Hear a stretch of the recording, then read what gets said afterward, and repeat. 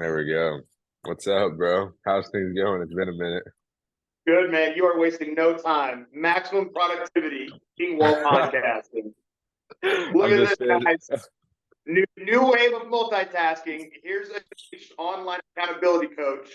Uh, Maximizing your day. I love it. Yeah, I'm just finishing the salad, bro. I'm in like an 8-story mall. It's 8 stories. Eight-story mall. What in the hell? Yeah, I'm on the sixth Golly, story. man, my little brain can't wrap my head around that. Yeah, it's crazy. It's a huge mall, literally massive. And I'm on the 6th story, and there's a bookstore behind me, and then attached to it is like a cafe. So I came here and ordered a salad, and yeah, I'm just finishing up the salad. Oh, that's so cool. Is that like your main go-to like unwind place? Like that little nook? No, actually, this is the first time I'm here, but usually coming to this bookstore, there's another location that I went to. So I like to come to this bookstore and then get a book, read, and then usually they have a cafe, so I'll chill at the cafe. Hell yeah. Oh, that's awesome. So yeah, it's good vibes, bro. It's good vibes out here. But I know you said you've been super busy. I saw the social media was popping off, but what's been going on Yeah, over there?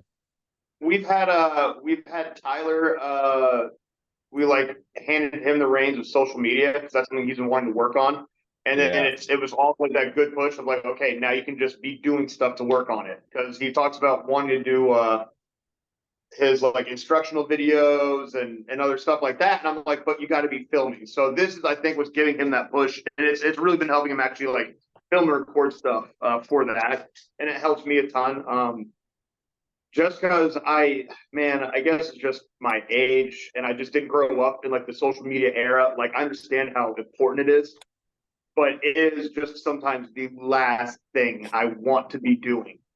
Like when I think about the yeah, business, because I'm like trying to turn my head off of coaching, and I realized I was like, oh, like just having a little personal account, I occasionally throw stuff up there. I'm like, yeah, I'm still doing this. But then Tyler's making like the content that I really want. Like the consistency is good. Like you talk about it, like myself, our buddy Jason Farrell at Level Up, we do a good job of always posting like just this is what we do. Like this is it yeah, every day. This is what you get. But now like Tyler's done a really good job of showing just like that behind the scenes of like, hey, this is the instruction that you get here. Like technical videos, putting the yeah. captions up, like that shit's a different language to me, man. And I'm still working on my first one. Yeah, it's impressive. It's very high quality stuff. I saw the followers blew up, and then like the occasional meme you guys posted. Those were so funny. They were so Dude, funny. I know you said they were stupid, but they were so funny. but no, and but like that's also kind of like what we do here. Like we're a bunch of silly fucking gooses, man. Like I'm not gonna pretend to be some kind of like hardcore underground fight club. No, it's a bunch of martial artists, it's a bunch of weirdos, dorks and jocks and alphas and nerds, and everyone's just getting along, and we all have like this sense of humor that kind of like brings us together. Like we all want to laugh at something, and I mean, you see it. Like we all laugh at ourselves like all the Yeah, time. We have pretty good like ball busting culture here. But that fucking one of the guy getting punched in the stomach in that show, Smiling yeah, Friends. Like yeah, Tyler and I like tossed around an idea of like, yeah, that'd be funny. And like we were like, I think someone else might have done that thing. Like, okay, we'll throw it up there. And or he said that he would throw it up there, and he did. And then now it's got like what 6 million views. And Tyler's like, are yeah, you kidding me? I'm like, dude, this is what everyone talks about. Some of these spend the least amount of time on will take off. Like it's yeah, infuriating. yeah. And then I saw your followers went up a ton. Have you had like people walking in saying, "I saw you guys on social media"? No. Not really, no. So well, no, there's like still the people that will see it on social media and then look at it for a while and then come in. Yeah, yeah, So that stayed the same, but there's no, it's not like a huge increase with that like 6 million views on a gym's page. For something like that doesn't mean revenue. Usually for gyms, if it's something viral, like maybe it's a knockout from a student, like winning a big turn, like stuff like that. Like even like that stuff doesn't always go viral. Like yeah, yeah. It's true. sometimes you'll see like a really good technical breakdown with a fight clip. Like you'll see those take off, and those get shared a Yeah, lot on like underground forums and on social media and stuff like that. It'll put a gym on the radar, but it doesn't mean someone walks in the door. You yeah, know, like yeah. That's true. yeah, like being open, being here, teaching good classes, creating good like the word of mouth brings people in more than anything. We do have a good online presence, but it's still like the same flow, like a couple new people a week, and that's what we're always shooting for. Yeah, it's Like good. There's probably a lot of people that I saw it. don't want 100 people to walk in at once. Do you know how logistically Yeah, nuts that would be? Like at a restaurant, you yeah, can't have everyone sit at once. yeah, Like at gym, it's that same thing. Like growth is good. You got to understand that growth takes time. yeah. It's true. And And a so lot if of you, people that if, saw that probably weren't even like from Raleigh or in the area. yeah. Yeah, Oh yeah, no. When those videos blew up like that, that's like people all over the world see that kind of stuff. yeah, yeah. It's true. Have you been noticing like more growth than you expected, or is it about like the same? And like the gym is like, is everything since opening what you expected, or is it like a bit different? Yeah, no, I mean it's kind of everything we were looking for. The biggest hiccup is the bags not being in yet because we ordered those Yeah, back in January. And so I really wanted to get those bag classes going, like as a business owner, that's good, quick money, easy money. But at the same time, I'm getting people to work out in a different way. Like, you yeah, guys want to hang out and hit the bags for an hour, break a sweat? Fuck yeah, let's do it. And it also adds benefit to our other people doing martial arts. It helps newer people get a bit more comfortable. It'll be a good way to introduce like a new type of beginners class and new way to get people in the front door to do bag class before they start hitting pads and drilling. Like, me, I'm not the take one class and sign up kind of guy. I'm like, I want you to see everything we have to do. Like, yeah, even if you don't want to jujitsu, try the jujitsu class. You might be surprised. yeah. That's But yeah, true. like the bag coming in, like that's when we start doing a bit more push. We've done like the same bit of push for like the kids program to grow. Vic coming on, I can already see like Vic's excited. Like he kind of has like this kids program from scratch, almost a couple of kids that have some experience, and he gets to grow something really cool with that. Nice. Has he But the started over already? like Training? yeah, he's already started. Like he's already getting that rolling, and like these kids, like Vic has such a gift working with these kids. I look at him and go, man, I really Wow. fucking suck at that. Like I might enjoy working with teenagers, but like Vic has a gift of like making kids into assassins. So Wow. So you're gonna have kids fighting under hometown then, huh? Like these are like gonna probably be some fighters. possibly, you never know. I mean, if there's one kid that I think could fight, it's that Cole, like Yeah, the yeah, yeah. redheaded kid. Yeah, He yeah, I just know, like cool. I think if I were to tell Cole, I was like, I want you to go punch that kid in the face really hard. He'd just be like, okay, and he would go do it. And I was like, I think Cole, like I don't know if he wants to, but I think Cole could. Um, but I mean, we'll see. We'll see. Like these kids are getting sharp, and we'll see if they want to compete. I know, like I'm always game for that. Like I'm never going to push kids to compete, but if kids say they want to do it, then hell yeah, at hometown, we're going to get you ready for a fight. Yeah, that would be Yeah. super sick Um, because I haven't seen any kids compete out of like under you, but I remember at Shell Shock kids would compete and I would love watching them compete and like coaching them oh yeah. sometimes. And it's a really cool experience and it makes you feel very Parents proud of are them. yeah, parents are definitely way cooler with kids competing in jujitsu because they're not getting hit. Yeah, yeah, And I totally get that. But if you create trust with the parents, then even I mean your parents, you're an adult and your parents are like, I don't like this. And I'm like, damn, y'all would have yeah, hated this. He was like a baby doing this, not just like a young man. Um, I'll yeah, say the true. one thing that has probably grown the most that I told Ty, and I think I told it to you too, is like there will be people that'll sign up because they just see the gym. And that's something that's very common in like today's world. Like a lot of people will sign up at a place because they see the vibe, they see the aesthetic, and they sign up for it. And Yeah, we've had a lot of people that come in, haven't taken a class, they get a membership, they come in and they just hop right into class. And I'm like, huh, neat. How about that? Like that's totally new to me, even. Where back in the day we never had an online sign up option at a lot of gyms. But huh. now, because like everything is done differently, like we're in out of the paper world, people will, buy online. They see the gym, they see the social media, they see the reviews, and they go, sold. And to me, like that's Wow. very flattering. Like I love that. Even Talia's like, wow, this is starting to happen. I'm like, yeah. And then people walk in and like, man, this is even better than I thought. And I'm like, oh, that's it. That's what we're going for. Yeah, so that is something I knew would happen, and it's even cool to like see like other gym owners go, "Oh shit, you made a really cool gym." And I'm like, "Yeah, and we're good at what we do too." Like, but the BJJ and MMA class, those have definitely grown the most. Like Muay Really? Thai is always a good size.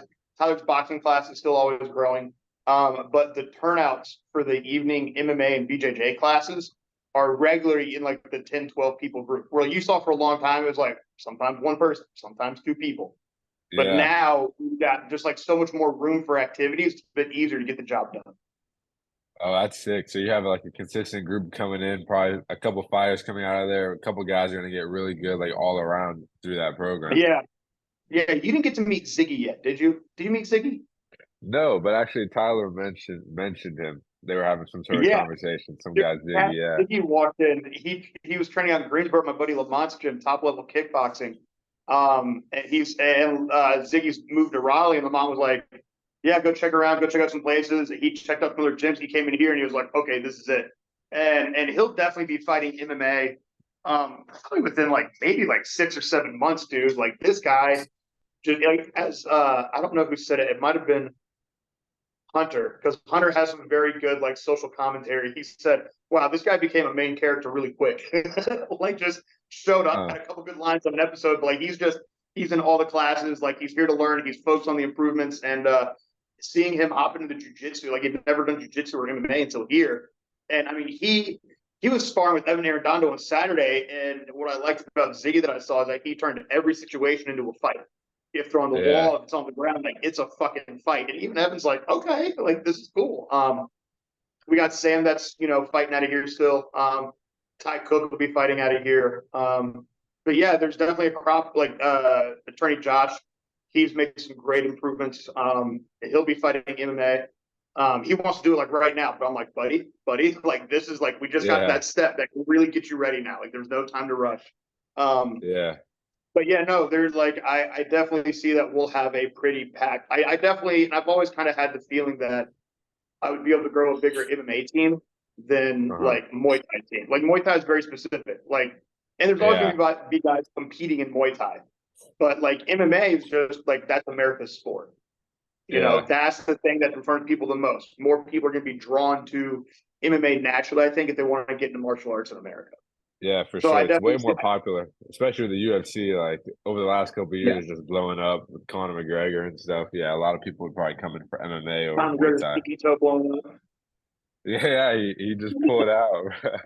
Yeah, That was but you know what, man? crazy. It's one of those things. Like that's the thing of it, man. Like sometimes, like he put up a post that actually kind of saved face, and he was like, "Yeah, as much as I'm worth, I'm not going to go into a fight not at 100%." And he's like, "Look, I know we're never not like 100%. Like this is a man that has fought with a fully blown ACL before, Yeah, but he knows like, but that was also at like a different point in his career. But now he's like, if I come into this, like this now costs me millions upon millions of dollars, yeah, not just yeah. a The couple hundred opportunity and like cost. his mind. And so, and I was like, man, he kind of saved face on that. I don't like to talk poorly of people at that level, but like, we all have our opinions, but I'm kind of like, man, it's sometimes those guys taste that money, they taste that different life, and they're like, damn, I don't have to get hit in the face and make this much money. Fuck yeah. I'm like, can't blame Yeah, them. yeah, it's true. Do you think he'll come back and end up fighting again, like Chandler or Oh, anyone? I definitely think he's gonna fight at least once or twice more. And it'll be big events, nothing for a title, just a couple more big paydays because I think he definitely loves like that thrill of it. He loves like the rush, the adrenaline, the attention, the media. He loves everything about it.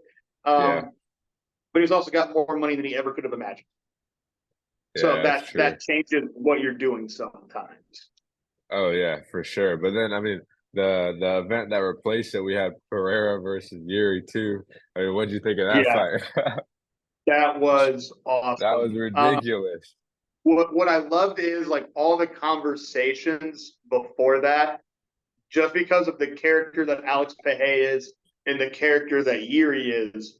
Um, just people are like, man, like what can Yuri do to beat Pehe? And I'm like, he shouldn't do what he's doing right now. He shouldn't be shadow boxing at a tree and yelling at water. Like he shouldn't be doing black magic. Like Pehe is in the gym going like, motherfucker, are you really talking about black magic? Like I'm not bringing any magic to the fight. Did you see Yuri's post about I'm not bringing any I magic, don't saw bring any of that. yours?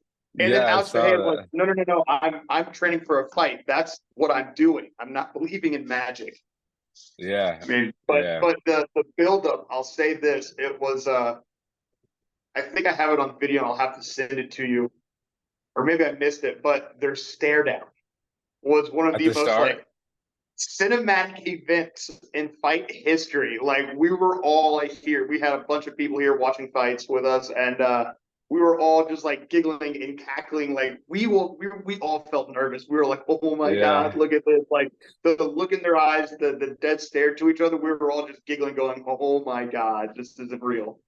Yeah, that was And super then sick. like the fight definitely lived up to like I thought that it was a very fun fight. Yuri just came out, did what Yuri does, chased him, got dropped in the second, then knocked out cold with just like a great switch kick in the second. And it was just a great build up for the fight. So I kind of enjoyed that more than like a McGregor fight. Yeah. I've never Yeah, it was a good like fight. yeah, I've never been the person to go like, I have to watch McGregor fight. I'm like, oh well, he just happens to be headlining the card I was gonna watch anyways. Yeah, exactly. I mean, if Yeah. you're a fan of martial arts, you're gonna watch the card whether it's McGregor or not, especially if it's a big card like the ones he's been on. So yeah, bro. And then also, he knocked him out twice at the end of the first round. I'm surprised for a second they No. didn't stop it. Like he was like if there was like Well, 5 more seconds, it would have been over. that was just so funny because like we were all like watching it because like anyone who watches Bahia fight, you're like, when's the knockout gonna happen? Yeah, And I didn't realize that it hit like the point, like that hook landed right at the buzzer, yeah, the end of the round. And I went, oh, wow. Like we thought it was over for a second. I went, oh, no, that was like literally at the end of the round. yeah, And I was pointing it out, man. Like Yuri was out there just switching stances and he was going southpaw. And I was like, why are you southpaw putting yourself right in front of this guy's lead hook? Like, is that something you're supposed to do? Yeah, to like stay at range, avoid, like trap it. But like Yuri ran like at it. And then he went yeah, orthodox and he stepped into it even tighter. And I'm just like, we literally just talked about him not doing that. I think Yuri is also the only person that's excited to be concussed in a fight. yeah. He's a Like, bit wild did you that see way. him?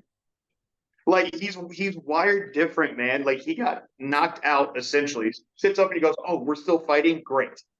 And then he's Yeah, staring at Bahia like, "Oh, I see you, Dragon. I am gonna fight you, Dragon." And Bahia's like, "Dude, why are your hands down?" Switch kick. yeah. Like, fuck. Yeah, and it was so fast too. I feel like it was way faster. And Yuri was like in a slow rhythm and a slow pace, and then Pereira just threw that so quick and like broke the tempo. Well, that's what great is that Yuri was matching Bahia's tempo. Uh-huh. When you look at it, like Bahia came out very slow, smooth, but Yeah, you see how tight his base is. And I was talking about switch kicks last night. Like when you have a good base, that switch kick, the speed comes from everything being ready. If you have a loose base, goofy base, you're kind of wobbly, you're switching too much, your switch kick won't be there. But Yuri just saw Bahia come out, just meeting him in the middle. And like he yeah, matched, you literally watch him match Alex's pace. And then Alex is just like, oh, cool, your hands are down. Like, okay, boom. So like the switch kick was just so fast because of like the cadence, man. It was perfect timing, perfect speed, just came right up. You even saw Yuri, he's grabbing to the wrong kick. Like you saw he uh, couldn't read what kick was going to be thrown. Did you notice that? I didn't see that. No. Yeah. Like he got hit with a switch kick, but he's reaching for a kick on the other side. Oh, I see. I see. That's the great thing about like that switch kick at range, like when those feet trade stances or switch stances right there. In MMA, people trade so many stances. Like Yuri probably thought he was switching stances to throw that opposite leg, so he reached for that because the switch happened so fast. He saw his Yeah, back leg come to him, so he reached to his right leg, and that switch kick came up to the other side. yeah. It caught him Just clean, bro. Caught him perfect. clean. And then Danny Ige stepped up. I didn't even know he was fighting until I was watching it live, and I was like, "Wait, this isn't Ortega. Like, what the heck? Like, what is going on?" I literally thought Ortega Yeah, was supposed to fight. I think there was some kind of like ESPN announcement that like went off on my phone like right before the start of the main card, and I was like, "Holy shit, this is wild!" Yeah, Yeah, I like didn't know that taking it on Ortega an was having so afternoon's many notice. issues. Yeah, I don't pay attention to a lot of like news and stuff like that on fight weeks. I've got too much other stuff to think about. So I was like, "Oh man, I didn't even know like the fight had been moved to 55." yeah. It was with the 55, and they both weighed in like in the 60s because it was just Yeah, so short notice, which was yeah. pretty wild. So, but yeah. How many people No, were that's out there for the event, for the first event? Was that the first UFC event at the new gym? yeah. This is the first one at the gym. No, actually, the second one. Second one. we did the what fight? So it's Dustin Chandler when he fought. No, we did that. No, we did Poirier and Islam here. Okay. Yeah. So we had a fight party here for that, and that was a decent crowd. This one we had a lot of people for. Like I actually kind of like let people know the week of, like earlier in the week.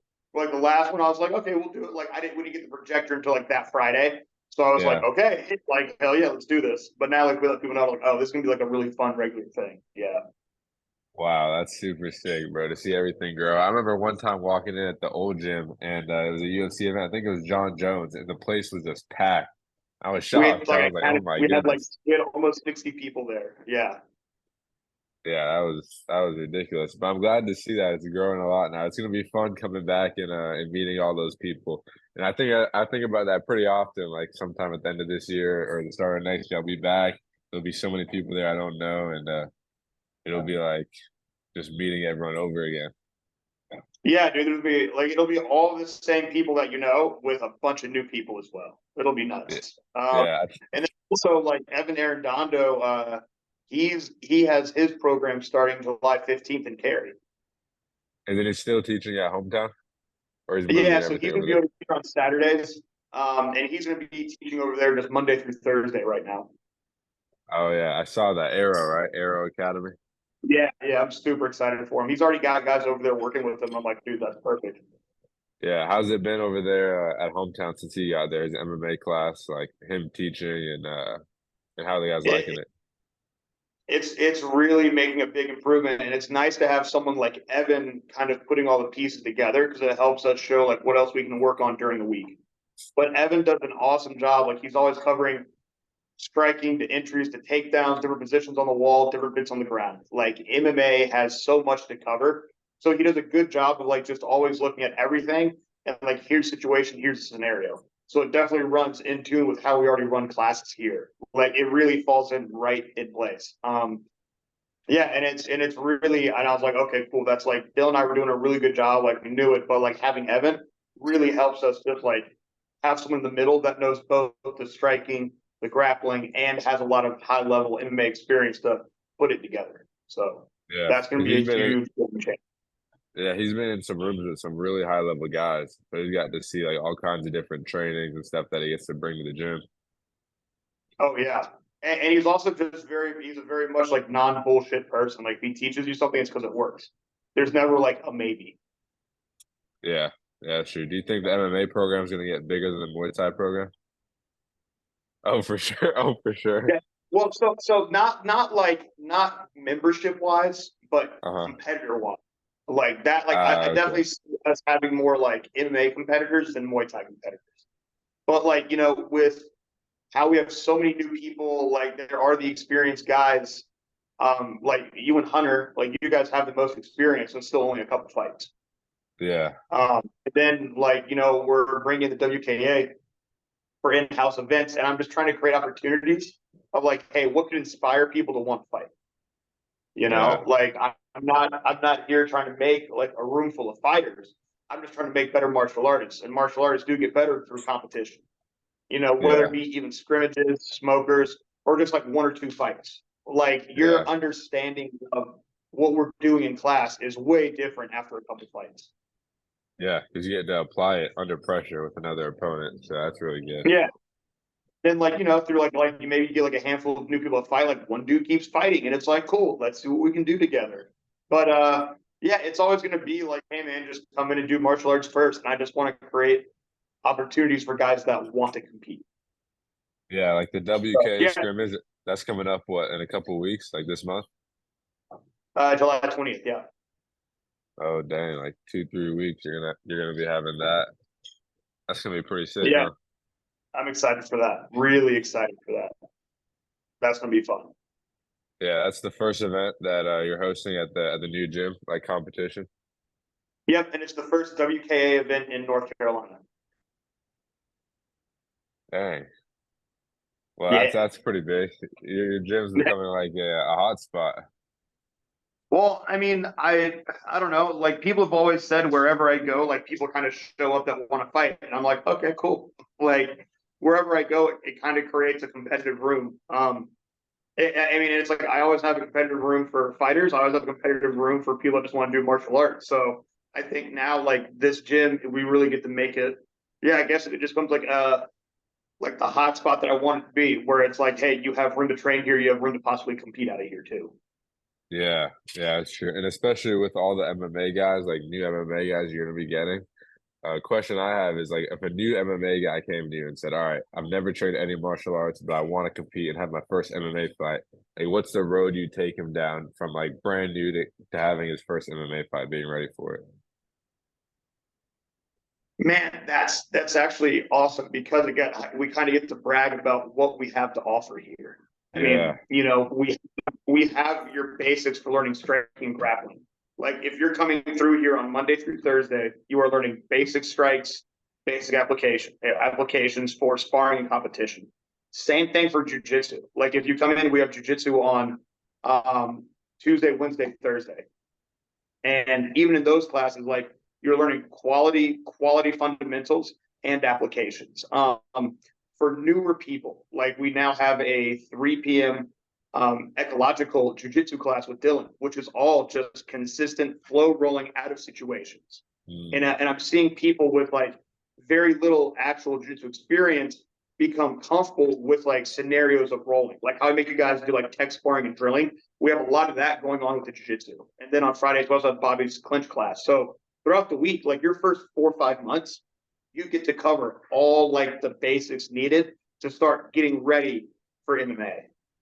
Including, Evans, like that I would say like, yeah, man, like with Evans coaching, even we have guys like Christian Barrett, who's only done like a couple jiu-jitsu classes. Now he does some wrestling privates, but like he hops down to the class and he's like, oh yeah, this makes sense. Like if you've been focusing on one martial art here, you can pick up the MMA that we do pretty well. Even like you've rolled Christian Massaro, right? yeah. Wait, Yeah, like no, I don't think I have rolled with him, that's right. but No, I've seen him in yeah, like I've Sam seen it. roll. Like, dude, Christian's jiu-jitsu is super slick. But this motherfucker just puts on some bubble glove shin guards. He's like, all right, whatever. And he's just throwing punches and kicks that'll work for him during the MMA class. So even Yeah, if you kind of spend yeah, like more time focused on one thing over the other, in the MMA classes, you get a lot out of it, the way Evan teaches it. Even the way that Dylan and I are teaching the MMA classes, we recommend like, yeah, get a couple months, get your basics down, just so you kind of like know how to fall down. You know how to get yeah, to a good position if you hit the ground. Like if your hands are up, you're not like flinching when you're getting hit, kind of helps you build some good building blocks. And then I'd say like, at about like 5, 6 months in, start fine tuning stuff. And like, it'd be easy for some guys to definitely fight within like a year and a half. And I say that for MMA just because there's so much that goes into it. Like, okay, yeah, preparing you for like harder sparring rounds. Like the big thing is preparing a person's body and the bumps, bruises, and injuries that come along with it for MMA. And once again, some more humble brags about what we have to offer. We have a strength conditioning coach. We have Eric Wilberg that's on staff here now. yep, He's running morning strength conditioning classes on Monday and Wednesday, and then he'll be adding in some evening classes on Tuesday, Thursday. We've got Vic's wife Emma here for mobility as well, like alongside with Eric. And then we have Dr. Mike's office for like technically chiropractic. What's all like the chiropractor is like the smallest part. Like that's just like minor pain relief. But he's very good at working around injuries. Like he's worked with Talia a lot. He's working with people out of here now. He's working on me. And so we also get to make sure that we can like prepare your body for what it's about to go through. And that's one thing that like we didn't get to have to focus on at the last spot. I have to like send you guys. Other people have specialists, but now we yeah. kind of have all the specialists in like one room. Dang, that's actually so cool to think about. Everything an athlete needs is right there. Like a chiropractor, injuries, mobility, strength And training, and then every martial art. I got a meeting with my buddy Max Doran of Coalition Kitchen later today, and we're going to talk about some like fight camp meal plans for the guys. Dang. So yeah, I mean, like it's just like, but it's like one of those things. It's like you show you care by like showing people like, hey, we got the band-aids for your ouchies, man. Like we got the stuff to like help you get better at this. And it's also just like we have a place where even if you don't want to fight, you can just come in, get healthier, get better, do something. Yeah, Fighters are always yeah, going to fight. Like, like we have a place where if you want to fight, then you're going to follow like the extra work that needs to be done. And that includes like your strength conditioning, your ability, and staying on top of your injuries and stuff like that. Yeah, that's true. Do you think someone should do any jiu-jitsu or just striking before they take an MMA fight, or just go like semi-MMA and then MMA? Well, I mean, the best way to get better at MMA is to do MMA. Yeah, And when you have opportunities like some of these PKBs, which I'm pulling guys away from, like the scrimmages are good, smokers are good, to get some time in to know what it's like to just be stuck. Like, I mean, you see it in MMA, like, oh wow, this guy's never been in a dogfight on the feet. Or like you'll see yeah, like two MMA strikers might just like kind of like stick one strike at a time, one strike at a time. But as soon as like combinations start to land, and some guys go, huh, what do I do here again? So I do think that if you're doing MMA, you do need to have like some decent low level, like full striking, like yeah, experience, whether it be kickboxing, Muay Thai, some boxing, stuff like that, as well as amateur jiu-jitsu. Like, so those are things that you need to be doing after about like that 5 or 6 month. And then a couple, like after you do a couple of those, that can get you ready for a semi MMA, which I also want to hold those mm, events out of here too. yeah. I know you were talking about that MMA tournament where you do like striking and then grappling and then a full MMA thing, like back to back to back, and you like win all and you get eliminated. That would be sick. The winner of that is probably gonna go through a lot. Are you gonna do that anytime this year, you think? Hopefully this year, yeah, that's been something we've been tossing around for a while, but it's not exactly on the back burner. It's something I also told like the commission about, and they're like, "Holy shit, that's a crazy idea. That's actually, I think you could pull it off." And I'm like, "That's the plan." Um, yeah, it's definitely something I want to do, and I want it to be something that could help create like a great opportunity for guys that haven't fought yet. Like, it's cool to see when you create a challenge, what kind of people will tackle that challenge a bit. Like, oh wow, I didn't expect this person to step up to it. Like, that's awesome. And then that kind of experience for that person can really help them, like hopefully, like propel or project themselves in a direction they want to take with it. Or they could Yeah. just like win it and go like, all right, I'm gonna be the world's most dangerous accountant now, and it's like, all right, sick. Like, Yeah, it's whatever they want to do, and that would be cool because like guys who only come in to strike, maybe they want to compete in that and just see. Maybe they've only done a few, like Christian, who's only done a few wrestling and a few jiu-jitsu classes. They want to do something like that, and then they get to compete in the other sport, and then maybe they really like it, and now they like start doing more jiu-jitsu, more wrestling, and overall like improving their entire game for MMA. yeah, I mean that's really it. I mean, like me, like some people are like, what martial art do you want people to do the most out of? And I'm like, I want them to do all of it. Like that's what I want people to do. I want more people to do both. I mean, we always have people that are a bit more focused on striking, a bit more focused on grappling, yeah. But me, I'm always like, yeah, always be playing with a bit of both. Like I love seeing a striker. It'll hop into like a handful of jiu-jitsu classes out like throughout like the month. I love seeing a grappler that likes to hop into striking classes like throughout the month. I love seeing that stuff. Like you'll see him do it Yeah, like yeah, we'll definitely do like 4 or 5 grappling classes in a week, maybe like 1 or 2 striking classes. And I'm like, perfect. Like that's a really good base still. Like you just have your focus. yeah, yeah. That's true. Heck, yeah, bro. I'm probably gonna fight at the end of this month, probably like July 26th. Oh, really? Where at? Do you know yet? Yeah, Raja. Yeah, Raja again. Yeah. No Again, bro. shit, dude. Dude, yeah. And as I've been here the last couple weeks, I've discovered and I've learned about this promotion and how Raja works. And obviously when I first got here, I was only here for 1 week and they asked me to go fight at this promotion, Raja KO, at the stadium. Yeah. But as I've been here, I've met people at FA Group and I also saw Caleb. He fought on this promotion. And like, for example, the guy who's ranked in the top 10 in UK, he's like 9 or 10 right now. He's like on a 13 fight win streak as a pro. And I was clinching with him when I first got here. He fought on Raja KO. And then the UK's ranked number 3 guy. His name is Liam. He trains at FA Group. He fought on Raja KO. And Caleb, when he was like had a really good record as a pro, he fought on Raja KO. And then I started to put the pieces together. I was like, wait a second, these are like high level pros fighting on Raja KO. And then the other day, I overheard one of the guys from the gym. He was like, they were talking about some other guy who was fighting on Raja KO, who I guess they thought wasn't ready. And they're like, oh my goodness, why did the coaches let him fight on that? And now I've realized, bro, I'm fighting against like high level pros out here. This is like a whole That's other yeah. level. like that dude you fought from Brazil, I was like, that guy was really fucking good. Like he was stupid good. And it's Yeah, like crazy to see that you're at that level because it's been like a little over 3 years of like you started to take it full time before you went there. And like that's yeah, where you're at with it. Like that's awesome. That makes me happy as a coach. I'm like, oh cool, I guess we're doing some good shit. Neat. Like, yeah. yeah, And yeah, also it just always comes down to the individual as well. yeah. It's true. That's definitely true. But a lot of the stuff I learned in the U.S., like a lot of it applies really well here, especially the boxing. I've got told I have a pretty decent boxing, which I didn't expect. But I feel like everyone has good boxing. Like people like EK, and I'm like going with him and slugging it out, and then I come over here, and Okay, but I think that's just America, man. We throw hands here. Like that's how we yeah, fight.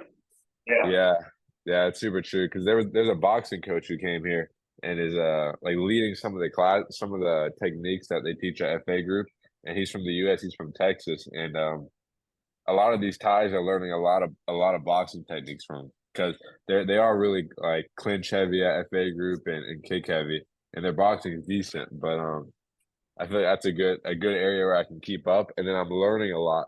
Yeah, I'm learning so much about the clinch and stance and kicking and Dude, balance, like yeah, like very the little little like details details. that you get out there, it's just like insane. Like I have nitpicky things, but then like over there, it's like hundreds of years of knowledge, like at the source of it. It's vastly different.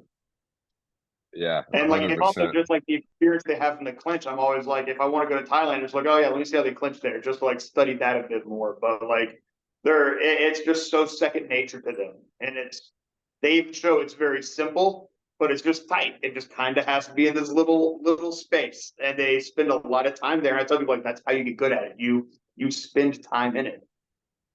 Yeah, getting into live reps. I know Bobby was like kind of doing that before I left, a lot of live clinching, but the live clinching here has helped me a lot. Just like it's not even hard. It's very playful, it's very light. Like, we're touching elbows, or not even touching them. We're just like putting them out there whenever we Yeah. clinch. And it's really opened my eyes to like a lot of openings that are there for elbows. And the biggest thing is the defense that someone needs to have inside the clinch when throwing Yeah. elbows. Because like clinching Yeah. with elbows is way different than clinching without. And even when we had elbow pads on when we'd spar at hometown, they wouldn't be like the number main weapon. Like not many people would like throw elbows as like the main thing in the clinch. It'd be a lot of really good knees, a lot of really good plums and But swims and like things there, like people that. are like elbowing like from Yes. everywhere in there. Yeah, and that's where you hear me talk about like clinch defense is like you have to be tight. Like don't forget when you're elbowing, you can elbow as well. And you'll see the guys that are defensive. It's like shit. How do I get to their head? How are they still elbowing me, man? It's when you stay inside that space. It's like how the fuck is this happening? Like it is insane what some of those Thai guys can do in that clinch with the elbows in there. Yeah. Yeah. And I think another big difference I've noticed about the clinch is that here they put their head down like and underneath people's chins a lot and then in the shoulder when they lock around the head. And at first I Yeah, was like, oh man, I don't see this too much. It's mainly like the Thai plum, the swim, and the bus driver that you teach. Those are also really good here. But there's a lot of locking around the head and putting the head yeah, like the in their locking behind shoulder. the arm. I remember like I saw you started to play with that, and even me, I was like, yeah, shit, that's something that I've never personally like used too much of. You know, Yeah. like I was talking about like the space that I like to work from, and I talk about like we've talked about sometimes like you can like parry a jab and you can step in, and I'll talk about that. Like me always being a shorter guy, I very rarely would like go for stuff like that. Like if you're shorter, it does help, but I always like my like thick torso favored positions. And like when I started to go for that, I was like, oh shit, that's a very valid like position. Like I kind of forget about sometimes. Yeah, and it works well with elbows because your head is protected like in underneath their chin and against their shoulder, and your shoulders and your arms are up, so they can't elbow you. So I think that's another reason why it's used so heavily here. Like all the ties know how to get a really, really tight lock around the head. Yeah, because you can't get hit, and it's a dominant position. Yeah, that's true. And And then it a also couple other shows that things. it shows that you're still yeah you're showing that you have control inside of it. Like the person kind of stuck working around you, which means like, well, shit, that person's in control of the ride. Yeah, and then I had to get in a lot of reps to get that position without getting my head like dragged down. Because if you put your head down, obviously, and they grab your head and you don't have a strong lock or something like that, then your head's gonna go down. Like there's this one guy at FA group who just came recently, but whenever we're clinching, as soon as he gets like both his hands on my head, he's bringing it down and kneeing me in the face, like just not touching it, but like just showing it. So like that's a like a big thing that us again we don't really do in the at our at hometown too much because it's not like professional. That's like a professional thing, Yeah, like and no one's fighting professional yet. yeah, like the biggest drawback in America is like how amateur fights are like stacked up. And I think like you've heard me talk about that. Like I talk about guys from North Carolina going pro in MMA in other states, and it's the first time. And I'm like, why are you just now learning how to throw elbows and knees? Like you've never thrown a head kick. What the fuck? Like, and that's why me like I like Muay Thai so much because we're always working inside these spaces. But then Yeah, even and it's great for the MMA guys to have that much clinch work here. But then even at like the low level, it's like yeah, not throwing elbows and not throwing knees to the head, like you start seeing like the clinch positions you get stuck behind. That's where I think like bus driver, tie plum, swim, and those because like, oh yeah, we're having to like train to not throw elbows these first couple fights. We're having to train not to throw knees in the face these first couple fights. And I'm like, shit. Like, so that's where you see like yeah, stuff like boxing like starts to play in as more of a weapon in America because it favors the boxing like scoring. yeah, yeah. That's true. So the guys here, they're working on their boxing. Clinch is really good. Another big difference that I've learned recently is that they really put a lot of emphasis on keeping your back heel up, like off the ground, like really high, which is way Oh, they do different than get it's really like high. yeah, yeah, like Pereira, like how Pereira fights where his back heel's way off the ground, and he's like kind of bouncing. They do that here, and so I've been playing with that a lot, and it feels really good. It feels good throwing kicks and getting into clinch with that kind of stance. Nice. Yeah, that was like something I was always taught. Like, you can't go too high. You don't want to be flat. How high do they have you off your heels? Sorry, I was just grabbing some coffee.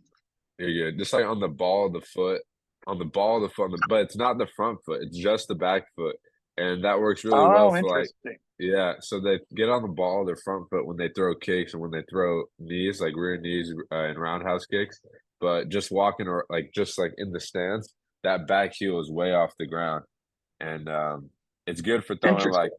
yeah push kicks, throwing the power hand like Oh, crosses. no, like that more like I think I call it like, oh, yeah, that's what I call like stadium tie, Yeah, yeah. And like Yothin a way more Yothin talked traditional about that. style of it. Yeah. Yeah. But I feel like that's one style, and then the other style is where the back foot is the heels on the ground and they're lifting their front foot. Like Yeah. that style With, where they lift that. yeah. Yeah. And you'll start seeing at different gyms, like, you'll start seeing like the rhythms that are for like a clinch heavy, kick heavy, like something like Yeah, FA group. That's very common for that. Then you'll see some Thai gyms where it's like, oh my God, these guys are all throwing fucking hands and elbows. Like, what is this? You'll go to some Thai gyms and they actually don't do that much clinching because they focus so much on like other weapons. And you'll see like very subtle like stance changes and body changes for like what can throw the best. That's where you talk like yeah, I always like to have people start like in a very neutral, like, hey, what works best for you? Okay, let's start adjusting this way a little bit, like be a bit more here, be a bit more here. yeah. But yeah, People no, kind of pick FA up their own that makes style. sense with him being very punch heavy. That totally makes sense. Yeah, and a lot of the pad work is me throwing these, and they're telling me to like put my foot down back in front, or like throwing a switch kick, and then not resetting and going back, but putting my foot down in front to keep going forward. So very like Yeah, pressure always. in the knees, yeah, in the elbows, and like just Yeah, you hear closing me talk that about that all the distance. time. Like we're always like every strike you have to be able to like move forward behind. You can't throw a strike and take a step back. You have to either be where you're at or go forward past it. Yeah, exactly. So they emphasize that a lot here. So all these little details and little It's the changes pressure. Like in the everything they style. do is just to help like instill pressure. And that's when Yeah, you hear like people talk about our gym, like, damn, why do you guys have good pressure? And I'm like, well, because you have to reset to go there. Like that's there. Everything is to go that way, not there. yeah, Even if you take a exactly. step back, you go forward and around. Yeah. Yeah. So in that way, FA group and back home is very similar. They're very pressure heavy. And Yothin, he was explaining like a concept where he'll put almost all his weight on his front foot, a lot of weight on the front foot. So that way he's ready to go forward and attack and be off his heel on the back foot. And another thing he said is that he'll only look for like their power side kick and focus on checking the power side kick. So, like he's not Mm, trying to check both sides because it's like too much up yeah. here. So he's like, all right, every time he throws his roundhouse, I'm gonna make sure I check it. Or maybe it's the switch kick is stronger, but every time he throws a Yeah, strong kick, I'm gonna only check that. And the other one, you like hear I'll me? Dutch block or I might check it or whatever happens. Yeah, you hear me talk about like your preferences for like what people throw at you. Yeah. Yeah, you always tell me it's like you got to have like the things on each side that will like work best, like for you. Because then like you'll hear some guys like, oh, I try to avoid like every power kick and look for more of like a parry, or they look to catch it. Like, but it's like, hey, there's the guys like that. Yeah, I'm gonna check this one, but I'm definitely gonna like catch or block on this side because they know what weapons come best for the like they know what weapons they have after that as well. Yeah, that's true. Like under what you were teaching, I would always come underneath for the liver side when I would catch, just because you don't want to get kicked on the liver. Just little things like that. So I've been implementing little details in the way they like to throw things here into my game, and it's been exciting. But the sparring has been a lot less. One thing I really liked was the tech sparring. I missed that. I missed that a lot. Tech sparring Oh every well, day. they're really not doing. I thought they would be doing just as much tech sparring. Maybe we're just insane. I don't know. No, no, it's a lot of like clinching, a lot of clinching sparring, a lot of boxing, like and then like an equal amount of boxing sparring and normal sparring. So normal sparring is only 2 sessions out of the whole week.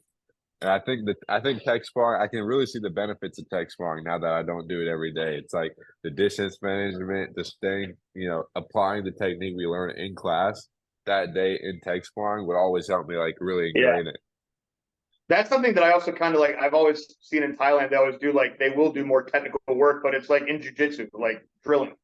Like when Yeah, you roll, try to do the thing you did in class. yeah.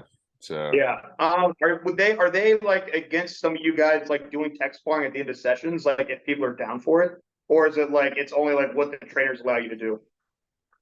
no, I don't think they're against it. I'll be the only time I've like tech sparred was when Julia came, and then I like sparred her. But other than that, like no one's ever really sparring the second half of training.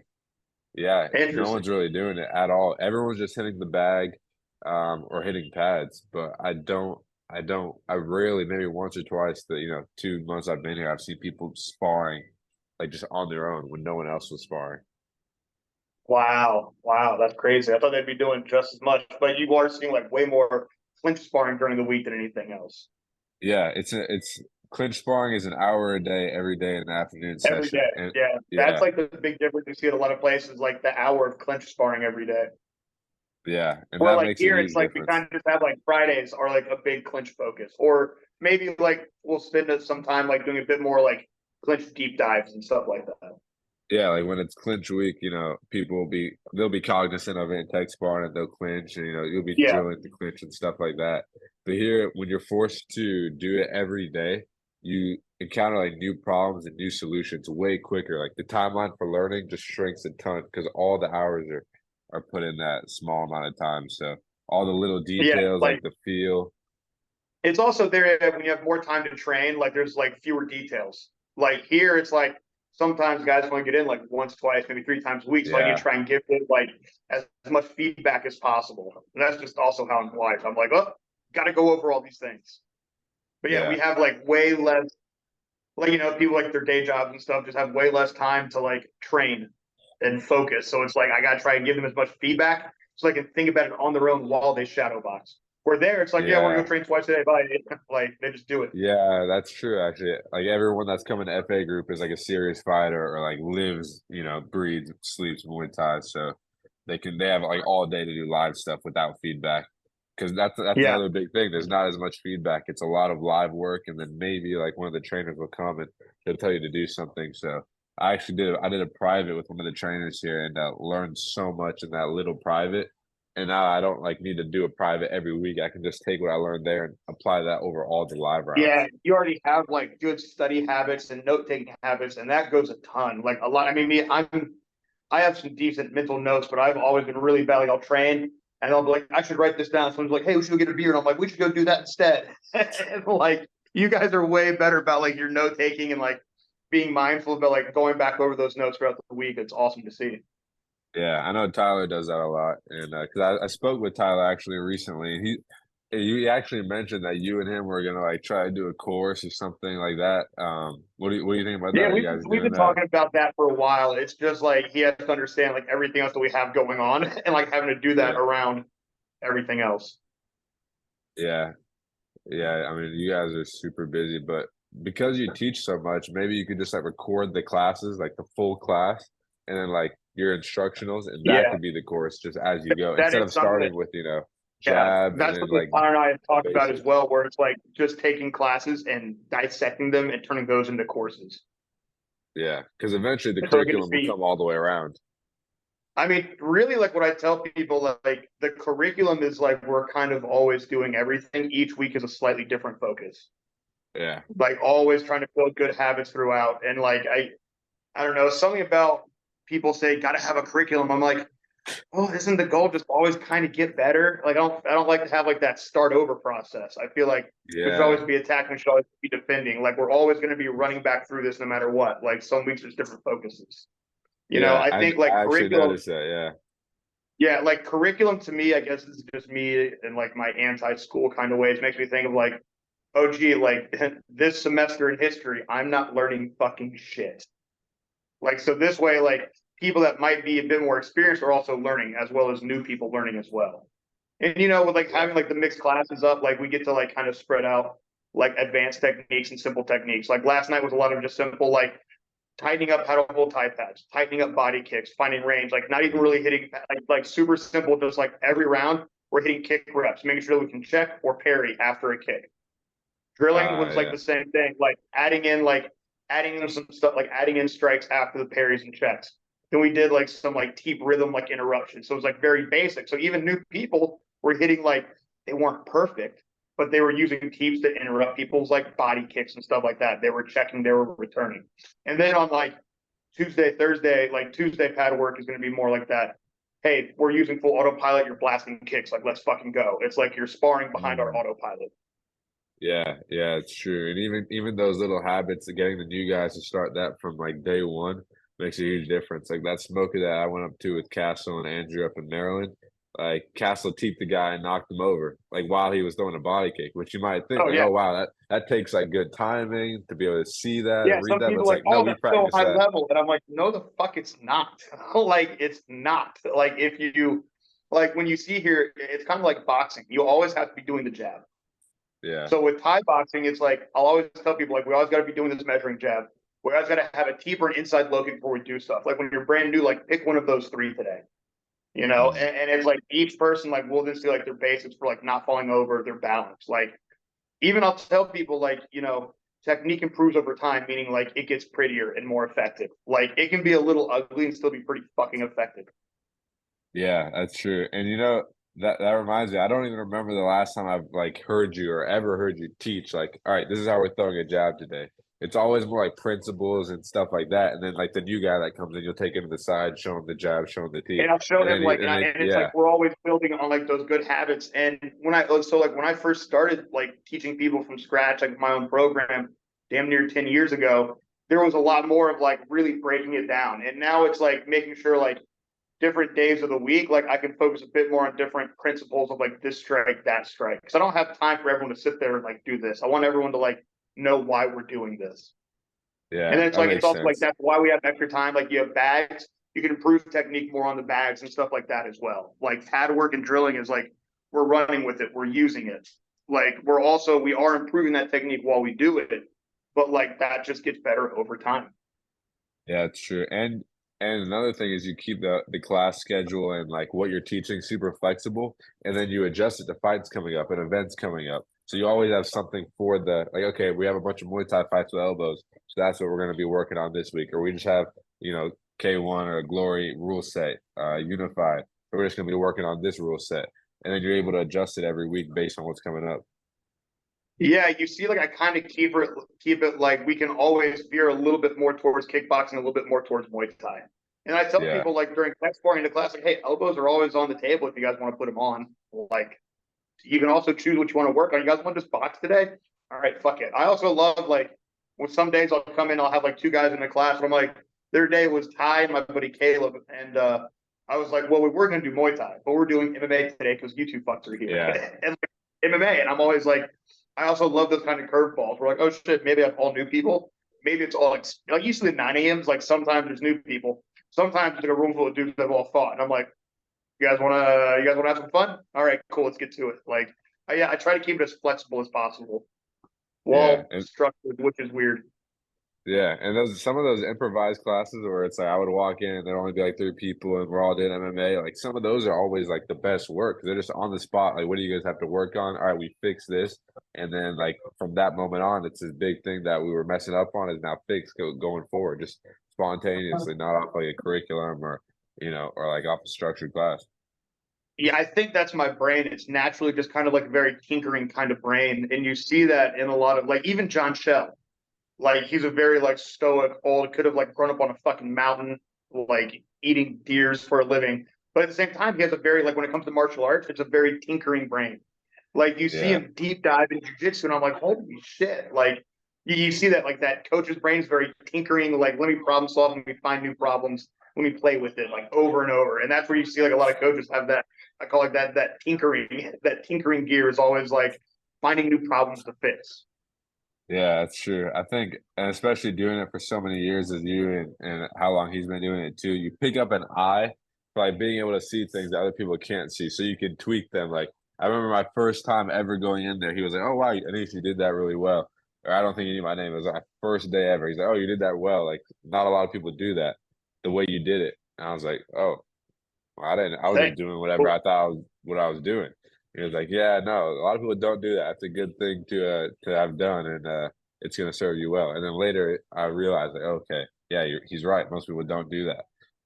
Yeah, there's two ways that I've noticed like coaches will look at stuff. Like they can see like that big picture or they kind of just see like an end result. You know, like you'll get different feedback from different types of coaches. And like with me and even like John Shell, like he has that like different eye for detail where like I can look at like the entire person and see like the little thing going wrong. But that's something that I noticed, and I've talked about this before. Like I noticed I had that way back in the day, like when I was a little kid. Like when I wrestled, I Mm, started doing martial arts, I could see like where like a little problem here was making a big problem for everything else. And I'm like, oh, is that how the body works? Like neat. And I just saw it a little bit differently. It makes I watched too many martial arts movies and fights like as a little kid. So when I got into it, I could see like these reps and these rhythms and doing gymnastics at a young age too. You know how to like use your body and feel your body, and that's like I think I kind of like naturally like the one thing I am good at is having a little eye for like details and like how shit yeah, works, and like that's what a lot of my coaching kind of revolves around. Like we've got a big yeah, picture, but if we have good basics for that big picture, then like I can really like fine tune the little things, and that's what I have fun doing. yeah. And it's not as easy as it looks because recently I started training Harrison. Remember Harrison? He used to come in, but And what the fuck's he yeah, did? yeah, he actually is going to be coming in again soon. He wants to in the next Good, couple of weeks here. good. But since then, I've been training him the last couple of weeks, like just online, and I'd like watch him shadow box, and I'd see him do something like that's not a, that's a little off, but I can't tell you exactly why. So I'll sit there, Yeah. I'll really like look at it, like, huh, why is that like look like Hey that? coach, what's wrong with this guy shadow boxing? Not the Yeah, not the like it's okay to ask. Like Tyler will do that too. Like, hey man, can you look at this? And I'll be like, okay. Like I'll come in like when a boxing class is going on, I'll see something and I'm always like, yeah, like it's you do like it like spending like at this point it's now been like thousands of hours of like just like seeing people's feet move, seeing how a body moves, seeing how a knee goes. Like I tell people like most of my memory is like watching other people punch and kick. And wow, so you yeah, get to like you pick up on those little like things over time differently, and you see it differently. Like the yeah, other for day, sure. shit, last night there was a guy. He's done some boxing classes, a soccer player. It was his second Muay Thai class, and I was like signing a waiver for someone coming in for the 8 o'clock from a different gym, and I was looking across the room, and I could just see like what he was doing. And I walked over, and he was like, "What the fuck? Did you watch across the room?" I was like, "I watched everyone." I saw you, who's really new, do something really good. So I had to come over and say something really quick. Everyone else, you all fucked up. I walked off, and I was like, but it's like you get to like I don't know. It's like my favorite thing to look for is like what looks natural, like what looks wrong, and like either way, Yeah, like the natural, if it looks natural, they do a good job, it can get better. Let's say yeah. they do it wrong with good intent. Well, guess what? It's going to get better. Like I love seeing like mistakes get made in practice. We've got all kinds of new things to solve and figure out. Yeah, that's a skill that I noticed you do that I just like took for granted. Like you'll see something wrong, the thing is you'll know why it's wrong. I'll see it and I'll be like, that's wrong, but Yeah, you'll see I like can't tell it's you like off, why. and you can't tell why. Yeah, Yeah, yeah. It's like the difference of like looking at like if you see people at a beach surfing, they're like you'll see some guys paddling out for a wave. You'll see one dude going like dummies. He'll wait like 10, 30 seconds longer, and he hits like a bitchin' wave and like just takes off. Like it's like the difference in like you can see it, but what do I need to do? And it's like it's its own type of like critical thinking and stuff like that, you know. If you've yeah, ever been around like mechanics have like a similar eye, like where they mm, see like a little malfunction that's fucking up everything else, yeah, or and like it's holding it different. back. Exactly, yeah, and it's different than fighting, than actually doing the move, like watching someone else do it and critiquing them because they might not have the same mistakes that I made in my past. But when you're a coach and you see all the different types of students, different bodies make the same like different mistakes, and you're able to critique a Yeah, wider range of people. that's also when you hear me ask people about like their sports backgrounds, like soccer, basketball. So I'm like, oh, your body's used to doing this. Now let's make it do this. Yeah, yeah, it's Yeah. true. What's up, Well, Stam? I know it's 9:05 there, so I'm guessing you're Yeah. about to start up I class. just came out and I saw Pat in his hometown fit. He looked like a happy kid on Christmas wearing a onesie. Look at that, showing Niche the fit. No, Oh, not your face, not your that is face, so you fuck. sick. No one wants your face that close to the camera. But yeah, that's the yeah, that's Pat. Like I came out and I was like, he just had his new outfit on. And he was like, oh boy, look what I got. He's over there just running in circles, just No, yeah, that is a sick. nothing. I saw that on Instagram. I saw the fit on Instagram. I was like, man, that is some sick merch and training gear. There's Vic over there. All right, guys, get a jump rope and start skipping. Get a jump rope and start skipping to warm up. Yeah, nothing really changes around here. Yeah, all the same stuff, man. I'm excited. I'm excited. I look forward to coming back. As much as I am training, I like training here and stuff. I scrolled through the Instagram and I saw like an old video, and I was like, man, the people, the vibes. I definitely do miss that because it's a different. It's like here, everyone's serious because everyone's a fighter. It's like their life, Yeah, you know. It's a different type of intensity, which is good. It has its moments.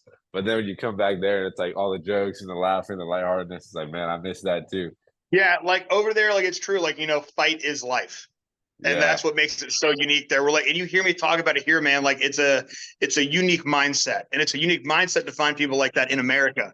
We're like in America, like I know the American culture best. If people try to like you'll see some people try to adopt like the Thai culture too much into their American gym, and it doesn't do well.